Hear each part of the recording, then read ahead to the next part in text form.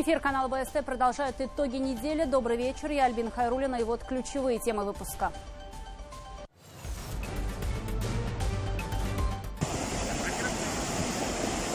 В воде дома и улицы, эвакуируют людей и скот. Большая вода пришла, как всегда, неожиданно. Уровень прибывает, география растет. Очень тяжело было, страшно было эту ночью. Людей переправляют на сушу на лодках и бронетранспортерах. Дым столбом, крупный пожар в Уфе. На месте работают 10 единиц техники, порядка 40 человек личного состава. Черные облака видны за несколько километров от места ЧП. Десятки человек эвакуированы. Наукоград переезжает из Демы в центр. Студенческий кампус будут строить на южном склоне Белой. Это будет что-то вроде научной долины евразийской, а ниже будет, соответственно, строительство общежитий. Заводские цеха превратят в лектории, частные дома снесут. Желтый и зеленый ешь сколько хочешь, красный можно лишь раз в 2 дня. Светофор в тарелке. Наша цель – научить детей определять правильную пищу, правильную еду. В школьных столовых очередной эксперимент. Путь к здоровью через желудок. Буду долго жить и счастливо не болею. Доброе слово и Мишке приятно. В Уфимском вольере решают судьбу новорожденных медвежат. Пандемия против разлучения косолапых.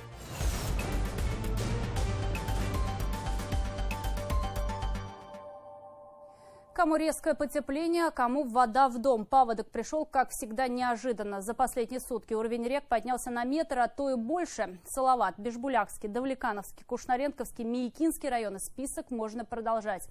География мест подтопления растет. Спасатели организовали эвакуацию людей на лодках и бронетранспортерах. Человеческих жертв удалось избежать, но в ряде населенных пунктов погиб домашний скот. В Кармаскалинском и Чишминском районах перекрыты дороги для транспорта. О внезапно нахлынувшей большой воде в материале Артура Шамсудинова.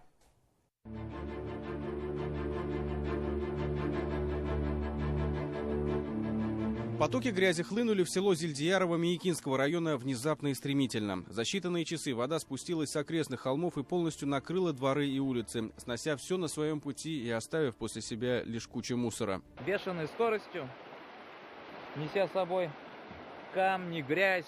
Тут не то что на машине, на тракторе, мне кажется, не проедешь.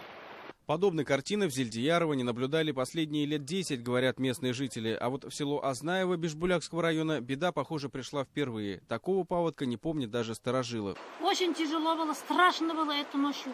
Это было что-то. У меня бабушка была инвалид, второй группе не ходит, после инсульта. Это было что-то. В воде оказались 48 домов. По рассказам очевидцев, ее уровень поднялся в окрестной реке Уеза всего за пару часов до 4,5 метров из-за резкого таяния снега. Спасателям приходилось эвакуировать на лодках не только жителей, но и домашний скот. Незадолго до стихии сельчан оповестили о возможном бедствии. Однако люди отказались уезжать, боясь оставить животных без присмотра. Рашид Мигранов на скорую руку приподнял землю в сарае, чтобы вода не подобралась к его буренкам. Настил сделал, насыпь, настил. И в итоге они вот на сухом месте оказались, нормально чувствуют себя. Ну вот это огород, который картошку сажаем, сено выращиваем. Сейчас в настоящее время, вот, сами видите, как море. Вторые сутки село не спит. К тем, кто все же остался в своих домах, организован подвоз воды. По заказу доставляют продукты питания и лекарства. Подготовлено 2 пункта временного размещения в школах на 300 мест. Около сотни спасателей участвовало в ликвидации последствий чрезвычайного бедствия. Им активно помогают и местные жители. Фидан Сиддиков на собственных плечах эвакуировал парализованную женщину. Самое тяжелое было, конечно, ее уговорить на это. Потом вместе с матрасом поднимали и вытаскивали из домов, потому что... Сколько часов уже не спите? Я 20 часов сейчас в воде был. В Уфимском районе река Уршак только за сутки поднялась более чем на 1,5 метра и размыла дорогу в Садовое товарищество, где проживают свыше 300 человек. С берега на берег людям помогали перебираться сотрудники МЧС, задействуя не только лодки, но и бронетранспортер. Подтопленными оказались и ряд населенных пунктов, относящихся непосредственно к Уфе. Село Елкибаево затапливают ежегодно и, как правило, до вскрытия всех основных рек. Никаких водоемов вблизи населенного пункта нет, а причиной половодья являются талые воды, которые во время оттепели уходят внутрь деревни. Под водой оказались и города. В Салавате и Давлеканово машины, подобно катерам, бороздят затопленные дороги. А вот люди порой не в силах устоять в водном потоке. На водоемах республики установлены автоматизированные посты, которые передают данные об уровне воды и скорости их подъема. Вся эта информация поступает в Госкомитет ПЧС через специальную геоинформационную систему. Сотрудники в режиме реального времени могут спрогнозировать ситуацию и сопоставить данные с предыдущими годами. Мы видим прогноз примерно, зону затопления. Вплоть до того, сколько населенных пунктов, сколько улиц, домов будет подтоплено. В системе имеется статистическая информация с 1979 года по данным БАШ УГМС. В этом году у нас прохождение половодья схоже с 2018 годом. То есть мы видим динамику. Воспользоваться системой через интернет могут и обычные жители. Впрочем, специалисты говорят, что динамика прогнозов может резко поменяться. По прогнозу, в этом году на апрель месяц гидромет первоначально не прогнозировал вот такой теплой погоды, как у нас ожидается с сегодняшнего дня практически. А сейчас ожидается до 15 апреля аномально теплая погода для этого времени на 5-6 градусов выше среднемноголетних значений. Подъем на реках республики сохранится. Что касается Белой, то максимальных значений она достигнет в третьей декаде апреля. Вот только на какой уровень специалисты пока не берутся ответить. Всего же в зоне паводка могут оказаться около 11 тысяч жилых домов. На случай наихудшего сценария в регионе подготовлено почти 500 пунктов временного размещения жителей, которые смогут принять свыше 90 тысяч человек. Артур Шамсудинов, Анастасия Ильчебаева, Азат Ишбулатов, Виктор Миренков и Азалия Тувалева. Итоги недели. Крупный пожар в Уфе. Из горящего здания эвакуировали 30 человек. Огнем была охвачена площадь в 400 квадратных метров. Пожару присвоен повышенный ранг сложности. Пламя тушили почти 50 огнеборцев при помощи 17 единиц техники. Сгорело производственное здание в Зеленой Роще по адресу Рабкоров 1/1. По предварительной информации, возгорание началось на крыше здания. С места пожара эвакуированы газовые и пропановые баллоны. Также канистры с легковыполняющимися жидкостями. Погибших, пострадавших на месте пожара нет. Все машины, которые находились внутри сервиса, были эвакуированы личным составом. Клубы черного дыма, поднимавшегося на высоту десятков метров, были видны со всех концов столицы. В здании располагались шиномонтажка, склад хранения шин, автосервис и автомойка, и еще несколько офисных помещений. Спустя 2 часа удалось ликвидировать открытое горение. Пострадавших нет. Причины и обстоятельства пожара предстоит выяснить экспертам испытательной пожарной лаборатории и дознавателю МЧС России. Между тем, дети, пострадавшие при пожаре в Бирске, задышали самостоятельно. 5-летнего Мишу и 1,5-годовалого Бахтияра отключили от аппаратов ИВЛ. Об этом сегодня нашему телеканалу сообщили в Минздраве республики. Малыши по-прежнему находятся в тяжелом состоянии без сознания, но, по словам врачей, наблюдается положительная динамика. Напомню, огнем была объята квартира в жилом деревянном доме Бирска. Маму и 2 ее маленьких сыновей спасли соседи. Разбив окно, они сумели вытащить семью на улицу и передать в руки врачей. В тот же день мальчиков санавиации доставили в детскую республиканскую больницу в Уфе. Этот день принес свободу узникам фашистских концлагерей. Для бывших заключенных 11 апреля – своеобразный День Победы. Победы над нечеловеческой жестокостью, победы над голодом и страданиями. 5 миллионов погибших граждан СССР, порядка 20 миллионов заключенных. Немцы уничтожали более половины из них. Но самое страшное, что каждый 5-й узник был ребенком. Нацисты сжигали людей в печах, травили в газовых камерах, пытали, морили голодом и заставляли трудиться до полного изнеможения. По задумке Гитлера это было расовой гигиеной. Некоторые жители нашей республики знают об этом не понаслышке, а теперь делятся воспоминаниями с нами, чтобы помнили. С живыми свидетелями нацистского террора пообщалась моя коллега Айгуль Хатыпова. Под утро папа крикнул: «Вставайте, дети, война!» Войну Виталия Мосовыгина встретила с 7-летним ребенком. В лагерь смерти попала, когда ей исполнилось 10. На глазах тогда еще маленькой девочки ежедневно расстреливали людей. Сами дети становились донорами, заложниками и разнорабочими. В повозках, которых сено возят, сидели детишки и женщины, и галдели, они по-еврейски, и сидели полицаи, и везли. Мама говорит, везут расстреливать. 4 километра от нас Вербалис, городок большой, были ямы выкопанные. Рассказывали, говорит, несколько дней земля шевелилась, говорит, пока все не умерли. Освенцим – самый жуткий лагерь в истории человечества. В его филиале в Литве и была узником Виталия Мосовыгина. Сейчас, конечно, многое в памяти потускнело, но до сих пор то время Виталия Винцентовна вспоминает как фрагменты страшного кино. Они считали, что Россия – это недочеловеки, недоразвитые, голодные. Вот так они за людей не считали. О том, что им пришлось пережить, бывшие узники сегодня рассказывают молодежи. Уфимские школьники пришли в музей боевой славы, чтобы услышать эти истории из первых уст. Что есть хотелось, а есть что там, один раз дадут, вот там похлебки какой-то, и все. Хлеба не видел, хлеб я только увидел, когда приехал обратно. К Международному дню освобождения узников концлагерей Минобороны опубликовала новые рассекреченные документы о зверствах нацистов. Их можно увидеть на сайте ведомства в разделе «Забвению не подлежит». Среди артефактов документальные свидетельства того, что скрывали фашистские фабрики смерти. Воспоминания очевидцев, показания местных жителей, страшные фотографии массовых расстрелов и ужасающие подробности. Эсэсовцы, это дрессированные на курсах садисты, заставляли многих заключенных лизать человеческий кал и мочу, или под видом спорта приказывали несчастным жертвам ползать в грязи до потери сознания. Другой метод издевательства состоял в том, чтобы заключенный, стоя на коленях, держал над головой камень. Во многих лагерях на обреченных ставили жестокие эксперименты. Прививали бактерии чумы, холеры, тифа, дизентерии и спирохету сифилиса. Заражали газовой гангреной. Мучительно убивали в барокамере, из которой постепенно откачивали воздух. Да, это одна из, в общем-то, самых страшных картин нацистских лагерей. Там находилось огромное количество детей. Были отдельные зоны для детей, были отдельные детские лагеря. Но детей использовали для того, чтобы, во-первых, это детский труд. Во-вторых, детей использовали для того, чтобы откачивать из них кровь для раненых своих солдат. И, конечно же, на детях ставили жесточайшие эксперименты. Вот эти факты, они известны. История фашистских лагерей стала одной из самых страшных страниц человечества. Концлагеря не зря получили название «Фабрик смерти». С 1933 по 1945 годы через них прошло порядка 20 миллионов человек из 30 стран мира. Из них почти половина погибли, при этом каждый пятый узник был ребенком. Они детьми сумели вернуться оттуда, откуда, казалось, дороги нет. Вернуться людьми. Их истории и настоящие уроки мужества для подрастающего поколения. И сохранить память о них – священный долг каждого. Только так мы можем отдать дань уважения погибшим и выжившим в том аду. И надеяться, что подобное в человеческой истории больше никогда не повторится.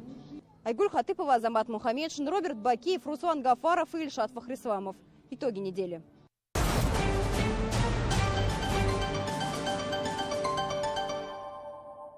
Проект межвузовского кампуса перенесли из Демы на южный склон реки Белой. Об этом заявил глава республики Ради Хабиров. Будущую научную долину могут построить рядом с Башкирским государственным университетом.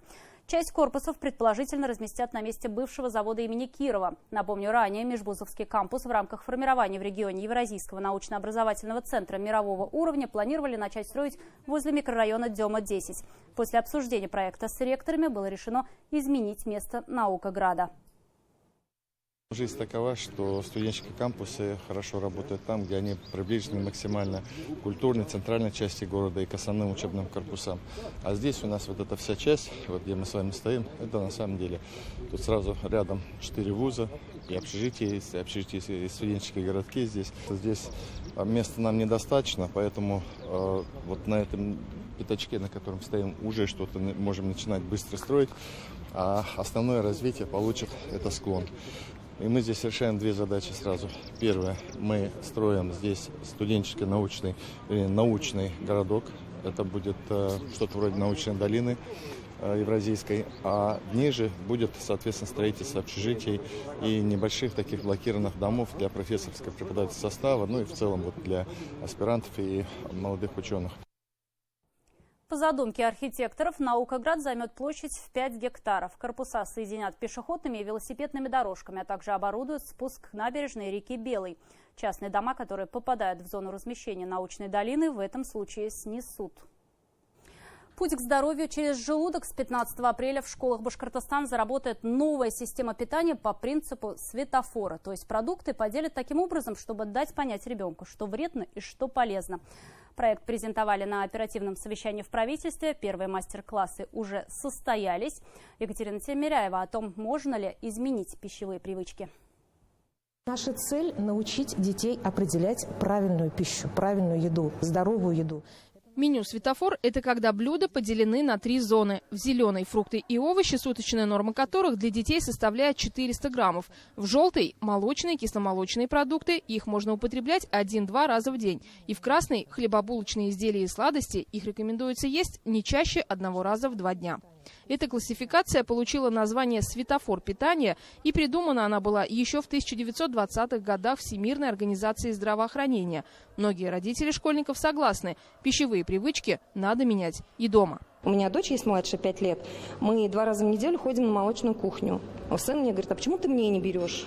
То есть вот я непосредственно беру старшему, мы вот вводим дома привычки. Потому что наши детки привыкли быстрые перекусы, а так как будет вводиться такое здоровое питание, я считаю, что для ихнего желудка это будет намного полезней и приятней. И будут долго жить и счастливо не болея. Представители родительского комитета Уфимской гимназии номер 121 о новом школьном меню по принципу светофора узнали раньше детей. Центр детского и диетического питания города провел мастер-класс. По словам эксперта Айгуль Лукмановой, если придерживаться правил, то можно избежать многих заболеваний у подростков.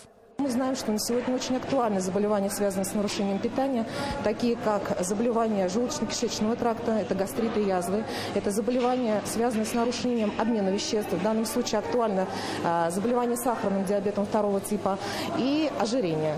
В целом ситуация с организацией питания в образовательных учреждениях Башкортостана улучшается. К такому мнению пришли сотрудники Министерства торговли и услуг Башкортостана, которые посетили с начала этого года более 200 школ и провели там проверки. Кроме того, контрольное управление главы Башкортостана в марте посетило 45 школ, и нарушения выявили только в 5 учебных организациях. Тем не менее, вопрос с качеством школьного питания один из приоритетных, и потому Рати Хабиров потребовал в конце учебного года подвести итоги. Но предварительные результаты уже можно обсуждать. Диалог стал активнее. Только в Уфе более 2000 родителей участвовали в открытом голосовании по выбору популярных блюд для школьного меню. Оно сейчас на согласовании в Роспотребнадзоре. На сайтах школ начали ежедневно публиковать меню завтраков и обедов с фотографиями. Обновлены бракеражные комиссии. Не менее 5 родителей ежедневно контролируют качество. Идея в том, чтобы организовать в школе не только правильное полезное питание, но и объяснить детям, почему именно такая продукция, почему именно такие способы термической обработки используются, почему часто кажется, что не соленая или недостаточно специй. И как раз была придумана идея о том, чтобы сделать некий такой светофор. Также на оперативном совещании в правительстве Башкортостана в начале недели заявили о снижении количества жалоб родителей. Ради Хабиров подчеркнул, менять планируется многое. Нам есть куда двигаться. В целом, этот месяц не зря вы провели, как говорится, не зря отработали. Мы все понимаем, у нас более 2000 школ. Если во всех школах у нас в достаточном количестве были и места для рассадки, и поэтому не было бы проблем вот с этими бесчисленными переменами, когда детей мы в разные времена кормим. И пищеблоки устаревшие, и мы находимся только в стадии модернизации их. Поэтому там большой объем работы предстоит. Новая система контроля качества школьного питания вступит в силу с 15 апреля. Родители получат возможность ежедневно проверять, что ест их ребенок. Большинству школьников еще предстоит узнать о новой системе завтраков и обедов. Но те, кто сделал это, ожидают, что будет вкусно, как дома. Им уже рассказали, что путь к крепкому здоровью в том числе лежит через желудок. Мне понравится, я все здесь ем. Вот насчет светофора, то есть, не знаю, классно, я думаю, прикольно. Чаще всего кормят мясом, котлетами, кашами разными, дают еще йогурты и фрукты. Екатерина Тимиряева, Артур Ханов, Роберт Давлетбердин, Владимир Шевчук, Родион Матвеев, Виктор Демидов. Итоги недели. Не только изобрели, но и успешно внедрили в Башкортостане. Впервые в России наладили производство вощины без антибиотиков. Технологии очистки пчелиного воска от вредных примесей разработали ученые Академии наук Республики совместно с региональным Минсельхозом и Ассоциацией пчеловодов. Реализовал проект предприниматель из Аскинского района. Все подробности у Руслана Батыргареева. Вот здесь у них есть восковые зеркальца, там происходит образование воска. И вот они мандибулами своими берут отсюда, извлекают и соты отстраивают. Сами отстраивают соты, сами же заполняют их медом. Пчеловоду остается лишь подготовить рамки и установить в них вощину. Изготавливается она уже человеком, но из такого же натурального воска. В нашем хозяйстве мы не применяем антибиотики, мы собираем свой воск, мы идем к переработчику и договариваемся лично, чтобы они переработали, сделали вощину из нашего воска. И мы вот все это время были убеждены в том, что наша вощина, она всегда чистая. Мукимовы занимаются медом несколько десятилетий. Старший сын Равшан даже защитил кандидатскую диссертацию по пчеловодству. Он знает, что воск имеет свойство накапливать вредные вещества, поэтому никаких антибиотиков. К сожалению, не все идут по такому же пути. Результат – сорванные сделки по экспорту меда за рубеж и масса других проблем. По крайней мере, мы будем, если нормальный пчеловод, мы будем проходить на Запад с этим медом. Мы можем, вернее, пройти, потому что сейчас вот мы переговоры ведем, например, с Китаем, с Арабскими Эмиратами, но ведь нам надо именно чистый мед. Откуда в башкирском меде столько загрязняющих веществ? Этим вопросом задались ученые Академии наук республики. Оказалось, что используемые годами препараты от болезней пчел откладывались в вощине и влияли на качество конечного продукта. В итоге была разработана собственная технология очистки пчелиного воска от вредных примесей. Очищенная вощина по своим размерам и структуре такая же, как и обычная, отличается внешне только цветом, намного светлее. Но главное ее преимущество не в этом, а в отсутствии антибиотиков, пестицидов и тяжелых металлов. В таком вот реакторе и происходит основной процесс. Обычный воск, собранный у пчеловодов, очищается за счет использования активного кислорода. Установку изготовили специально по заданию разработчиков новой для России технологии. Далее также мы остужаем. Привозим сюда уже, закладываем в стерилизатор, и мы уже здесь производим стерилизацию воска и выпаривание воды. И выпускаем на линию. Последние 2 года Шайбаковы участвуют в реализации новой технологии по очищению пчелиного воска. Результат лабораторных исследований продукции, сделанных сначала в России, а потом в Германии, превзошел все ожидания. Более чем 100 пестицидов анализировали, более чем 200 антибиотиков и других загрязнителей. Но вот везде написано, не обнаружено, даже следов. И даже немецкие ученые сами удивились такой чистоте нашего очищенного воска, белого воска, так мы его называем. Теперь дело за пчеловодами. Только полностью отказавшись от антибиотиков, как это уже сделали в большинстве зарубежных стран, можно получить экологически чистую продукцию. Хотя и в нашей республике есть примеры разумного подхода к пчеловодству. На самом деле здесь все очень просто. Чтобы не применять такие антибиотики, надо вовремя проводить зоотехнические мероприятия. То есть в чем заключается? Вот сейчас весенний период, мы начинаем пересаживать чистые уже продезинфицированные улья, сокращаем гнездо до того размера, которым необходим пчелам. Бездумное применение антибиотиков, к примеру, для профилактики, может только навредить. Если все же возникнет необходимость в лечении своих крылатых питомцев, здесь прибегают к лекарственным травам, как это делали еще наши деды. Руслан Батыргареев, Артур Елаев, Булат Закирьянов и Шамиль Каримов. Итоги недели. В Уфе не могут решить, какую улицу назвать в честь Сергея Довлатова. Предложение мэрии не понравилось горожанам. Поклонники творчества писателя считают выбор нелогичным и предлагают свой вариант ближе к месту его рождения. Именно Уфа в 41-м стала для него родиной. Но присвоение улицы имени – это лишь малая часть большого проекта, посвященного Довлатову. Каким образом собираются увековечить память писателя в городском пространстве, узнавала Анастасия Чебаева. Вот эта вот маленькая улица небольшая, это и есть этот электрический переулок, который можно переименовать. А здесь можно сделать сквер Довлатова. По этим улицам Сергей Довлатов, конечно, не ходил, но из коляски или на руках мамы он точно мог их лицезреть. Имя писателя уже давно пытаются увековечить, и вот, наконец, от слов перешли к делу. Но в администрации города почему-то решили переименовать в честь Довлатова переулок возле лайфстайл-центра Башкирия. Выбор улицы вызвал недовольство среди общественности. Поклонники сторонники творчества писателя предлагают более логичный вариант. Переулок Довлатова переходит плавно в сквер Довлатова и буквально метров 100 дом Довлатова, где он родился. Арт-объект, он временный, и он, скорее всего, куда-то уйдет. И здесь планировали бы тоже арт-объект, посвященный Довлатову. Ничем не примечательное здание Гоголя, 56. Сюда в 41-м была эвакуирована из Ленинграда еще беременная Нора Довлатова. Эти же стены слышали плач привезенного из роддома малыша, который через много лет будет разговаривать с миллионами читателей со страниц своих книг, в одну из которых, кстати, будет вписана Уфа. В романе «Ремесло» Довлатов вспоминает, как мама рассказывала, что, гуляя по бульвару с коляской, встретила незнакомца, который попросил разрешения ущипнуть малыша. Прошло 32 года, и вот я читаю статью об Андрее Платонове. Оказывается, Платонов жил в Уфе. Правда, очень недолго, весь октябрь 41-го года. И еще у него там случилась беда, пропал чемодан со всеми рукописями. Человек, который хотел ущипнуть меня, был Андреем Платоновым. Конечно, подтвердить, так ли это, уже никто не может, но Довлатов верил, что встреча эта была, и Платонов тем самым благословил его в литературный путь. Вот этот непримечательный угловой подъезд и встретил с роддома маленького Сережу Довлатова. Отсюда каждый раз в коляске он отправлялся с мамой на прогулку по улицам Уфы. Жили они в квартире номер 20 на 3-м этаже. Вот как раз те окна, выходящие на улицу. С них и должен начаться проект «Двор Довлатова». На фасаде здания появится граффити. Это один из вариантов. Здесь же установят киоск «Уфа-Печать», стилизованный под 80-е. В планах поставить вот здесь будку сотрудника НКВД, потому что из архивов мы узнали, что здесь она находилась. В этот двор было не просто так попасть, то есть только по пропускам люди проходили. Вот.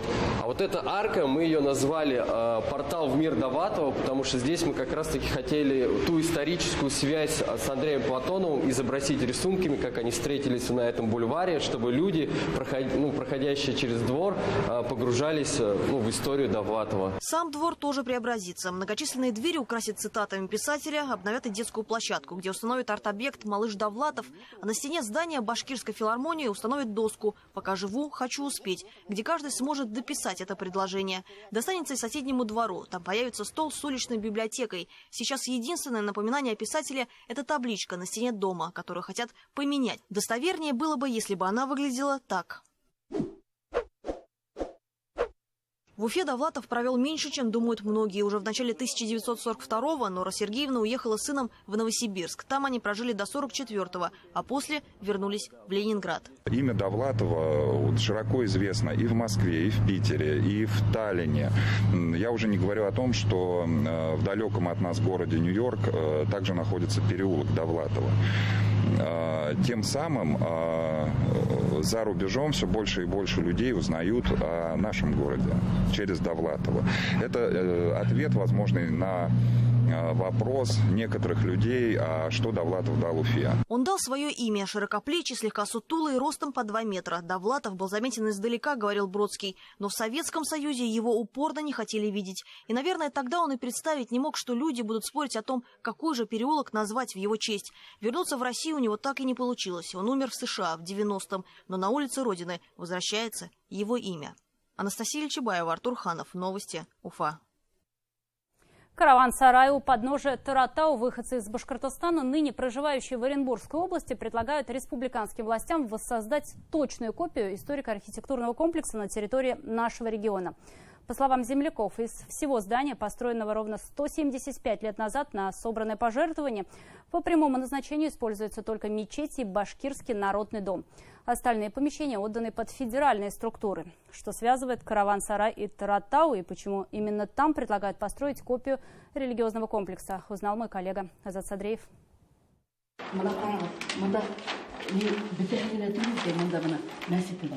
Перелистывая страницы, словно священной книги, Гулема Жангабилова осторожно разворачивает проект комплекса «Караван-сарай». Представителям религиозного объединения удалось найти в архивах копию чертежа исторического здания. Его создателем является русский художник и архитектор Александр Брюлов, который в первой половине XIX века выполнил его по поручению оренбургского военного губернатора Василия Перовского.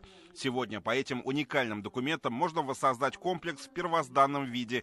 Все расчеты выверены до миллиметра. Барыгламында төшерелгән, һәрбер миллиметрына тиклем күрдегезме? Тәдерән нинде икән, монда нисә миллиметр икән, барыла төшерелгән, монда күпме икән төшерелгән. По проекту в комплексе должны были располагаться не только мечеть, но и казарма для приезжающих башкир и мещеряков, канцелярия башкирского казачьего войска, школа и мастерские. До 1865 года караван-сарай служил по своему назначению. Затем его отобрали для нужд Оренбургской губернии и вернули башкирам лишь спустя полвека. В декабре 1917 года в караван-сарае прошел Всебашкирский учредительный съезд, который утвердил провозглашение областным ШУРО автономии Башкортостана и образовал первое правительство республики. В следующие 2 года здание являлось резиденцией того самого правительства. Здесь же располагался и штаб башкирского войска. Сейчас большинство помещений караван-сарая отданы под офисы федеральных структур, а также Министерства Оренбуржья. И чтобы люди смогли использовать историко-архитектурный комплекс по прямому назначению, наши земляки предлагают заново отстроить его у подножия горы Торатау, используя при этом чертежи Брюлова. Место выбрали не случайно. Башкиры участвовали в войне 1812 года с французами. И гора Торатау – это место, откуда убывали башкирские полки. А караван-сарай, он был построен в честь павших героев башкир в этой войне. Вот это вот Торатау, кто знает Торатау, вот это вот наш вот Оренбургский, а вот это вот в сторону Москвы, видно даже направление, в сторону Москвы они шли, защищая свою родину, и вернулись сюда под победой. Конечно, это обидно, 200 лет не пользоваться этим построенным караван-сараем в честь победы. Народ своими силами строил этот караван-сарай. При этом оригинальный архитектурный комплекс «Караван-сарай» тоже никуда не денется. Он находится под защитой закона как памятник истории. И, по словам прихожан, им бы хотелось возродить здесь учебные классы, чтобы их дети смогли изучать родной язык и традиции своих предков. Я общаюсь с молодежью, и многие хотят, чтобы был хоть какой-то кружок или воскресная школа, чтобы детям знали свой родной язык, обучались этому и изучали традиции народа, может, игре на музыкальных инструментах. И они готовы водить, даже с пригорода Оренбурга, даже с районов, готовы водить детей сюда. В первозданном виде караван-сарай можно увидеть разве что в архивных документах или в Башкирском этнографическом музее, где выставлен макет всего здания. По словам экскурсоводов, комплекс напоминал оазис. Там был огромный сад, да, вокруг караван-сарая, и какие деревья, кустарниковые растения привозили с башкирских вотчинных земель. Очень много интереса вызывает именно у посетителей. В этом году архитектурному комплексу «Караван-сарай» исполнится 175 лет. Безусловно, знаковое событие в историческом и культурном плане. В связи с этим глава Башкортостана Ради Хабиров утвердил план подготовки и проведения юбилейной даты. Торжественные мероприятия пройдут как в нашей республике, так и в соседнем регионе. Азат Садреев, Вадим Исламов, Роман Мукуфа. Итоги недели. Оренбург. В парке лесоводов медвежата покинули мам. В жизни косолапых малышей новый этап. Мишки родились еще в январе месяце, но только сейчас медведицы выпустили их на свободу. В Уфимском вольерном хозяйстве рассказали, как ухаживают за крохами и как пандемия может изменить их планы. Первый день без мамы, начало самостоятельной жизни косолапых малышей. Крохам исполнилось 3 месяца, медвежата родились в Рождество. С сегодняшнего дня у медвежат меняется рацион. Еще вчера их кормила мама, сегодня вот молоко с сахаром на 1 стакан 2 чайные ложки. Как и детям постепенно им начнут давать еще и детское питание. За раз малыши способны выпить до литра подслащенного молока на каждого, причем кормят их каждые 2-3 часа. Растущий организм. 3 медвежонка, 2 мальчика и 1 девочка. Папа у них один, уже многодетный Потап. С учетом того, что вольерное хозяйство только у нас в ведении находится с конца 2008 года, в 2009 году уже было потомство, по моей памяти, то, соответственно, вот, если ежегодно у нас появляется порядка 3-5 медвежат, вот можно среднюю статистику провести за 12 лет. Дочку родила медведица Маша. Кнопка и Настя выносили сыновей. В этом году вместе они провели время больше обычного, но причиной вряд ли стала сентиментальность. Скорее, температура за порогом берлоги. Весенняя погода установилась позже. К мамам малыши уже не вернутся. По словам сотрудников вольера, медведицы могут разодрать малышей или, наоборот, привить агрессию к людям. Тогда содержать медвежат уже будет невозможно. У них первый же день видно то, что у каждого есть свой характер. Кто-то злее, кто-то добрее, кто-то, может вообще как-то через какое-то время агрессию проявить. а кто-то, наоборот, становится добрее. А если с ними постоянно играть, время проводить, и чтобы они чувствовали, что к ним относятся хорошо, они тогда будут добрыми, и они уживаются с людьми, в принципе, нормально живут, никого не трогают, не кусают. Малышей продолжат воспитывать в зоопарке и цирке. Обычно их забирают через месяц после расставания с родителями. Косолапые из Уфы сейчас живут в разных уголках страны. Выступают в цирке Филатовых, выезжают за рубеж. Гринпис это допускает, так как, по словам руководства, они предоставляют справку о том, что медвежата больше чем в 3-м поколении выращены в неволе. Куда отправятся бурые крохи в этом году, пока неизвестно. Пандемия против разлучения косолапых. Но имена им пока не дали, чтобы не привязаться к малышам. Лилия Курбанова, Азамат Мухаммедшин. Итоги недели. О футболе прошедшей недели запомнилась нам сразу несколькими важными событиями. В Уфу пришел новый главный тренер. Рашида Рахимова сменил экс-наставник московского «Велеса», выступающего в футбольной национальной лиге Алексей Стукалов. Под его руководством в дебютном матче башкирский коллектив одержал долгожданную победу. Дома был разгромлен Ахмат со счетом 3-0. А за 3 дня до этого грозненцы выбили Уфу из Кубка России. Подробности у Александра Усманова. В чемпионате РПЛ Уфа на домашнем поле не выигрывала больше 4 месяцев. Последний раз уфимцы побеждали на «Нефтянике» 29 ноября. Тогда был разгромлен Тамбов со счетом 4-0. На сей раз триумф вновь был громким. Башкирский коллектив обыграл грозненский Ахмат 3-0. Подача, снова Плип выносит мяч, удар и парирует Беленов, Карин! 1-0! На прошедшей неделе Уфа играла с Ахматом дважды. В среду на четвертьфинальную игру Кубка России в Грозном уфимцев на поле вывел Николай Сафрониди. Под его руководством наша команда выглядела неплохо. Даже после пропущенного мяча создала много моментов, но сравнять счет так и не сумела и вылетела из Кубка. Сейчас кажется, что в чемпионате победа была в разы ценнее. Ее Уфа добыла под руководством нового главного тренера. Алексей Стукалов принял команду в пятницу. Матч против Ахмата состоялся уже в субботу. На предыгровой тренировке один день, когда был, он тактически свое видение футбола он нам объяснил, как он хочет видеть, чтобы играла команда. Когда у тебя был один тренер, он требовал у тебя другое, да, и уже там, может быть, приелось что-то, и приходит новый тренер, добавляет свое, какие-то новые эмоции, подбадривает тебя там по-другому, какие-то слова тебе другие говорит. Контракт с 37-летним специалистом подписан до июня 2023 года. Вместе с Алексеем Стукаловым в тренерский штаб Уфы вошел Александр Нагорный. Также по инициативе нового главного тренера у него будет еще один помощник. Алексей Борисович, да, у него харизматичный характер, он с очень серьезным характером, что доказывает, когда он взял команду в не очень простом положении. Вот. Прогрессирующий специалист. Мы верим в то, что у нас получится, и получится и у него. За одну тренировку Стукалов вряд ли мог что-то кардинально изменить в игре команды. Схему новый специалист также не менял. Но с первых минут матча Уфа будто сбросила оковы и побежала вперед. Получалось, если не все, то многое. Следствием постоянных атак хозяев стали голы Мрзляка и автогол Анхеля после прострела Кротова. Во втором тайме Милетич после рикошета установил окончательный счет на табло. Честно, это прям такое, знаете, как какой-то сбрасываешь груз, что наконец-то есть 3 очка, есть победа и сзади на 0. То есть это тоже немалая часть важная, поэтому вы прям так выдохнули спокойно. Но мы понимаем, что это одна победа, у нас еще впереди 5 финалов, даже может больше, дай бог.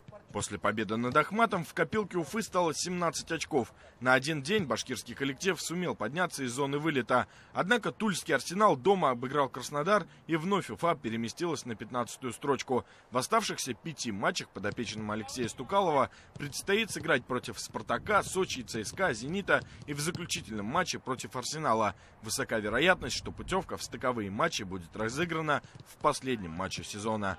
Александр Усманов, Азат Петров. Итоги недели. Уфа. И на этом еще не все. Сразу после итогов смотрите специальный репортаж нашего корреспондента Эмиля Тимашева. И вот о чем пойдет речь. Профессиональные стрелки в гражданском. Почему простых людей так тянет к огнестрельному оружию? Все, что есть у военных, мы перенимаем. Спасти президента. Зачем в уфимском тире отрабатывают навыки стрельбы для телохранителей? То есть большинство выстрелов легло именно в сердце. Кто к нам с мечом? Рыцари Башкирии готовятся к новому сражению. Человека реально вырубают. Спустя 11 лет, что стало с юным изобретателем электромагнитной винтовки? Врывается в квартиру там с ножами и прочим. Смотрите сегодня в специальном репортаже на телеканале БСТ.